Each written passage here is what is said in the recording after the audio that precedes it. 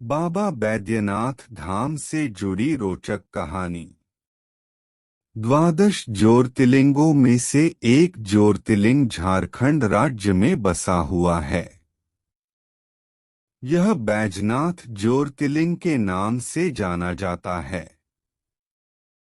मान्यता है कि बाबा बैजनाथ के दरबार में जो भी अपनी मनोकामना लेकर जाता है, भोलेनाथ उसकी मनोकामना अवश्य पूरी करते हैं।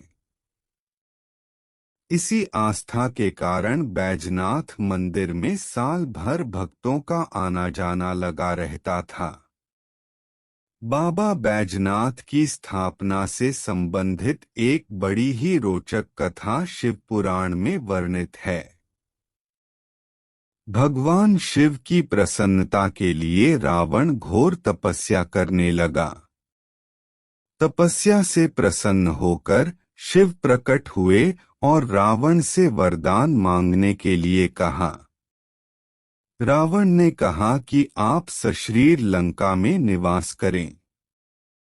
शिव ने कहा कि ऐसा संभव नहीं है, तुम चाहो तो मेरा शिवलिंग ले जा सकते हो। यह शिवलिंग साक्षात शिव स्वरूप होगा, लेकिन इसे मार्ग में कहीं मत रखना, इसे जहां रखोगे यह वहीं स्थापित हो जाएगा।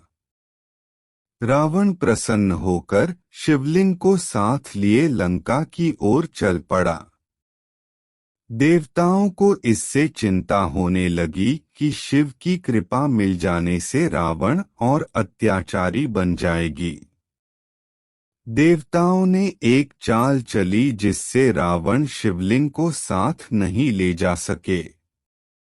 देवताओं के अनुरोध पर गंगा रावण की पेट में समा गई। इससे रावण को तेज लघुशंका लग गई। शिवलिंग को हाथ में लेकर लघुशंका करना उसे उचित नहीं लगा। इसने अपने चारों ओर देखा तो एक वृद्ध व्यक्ति नजर आया।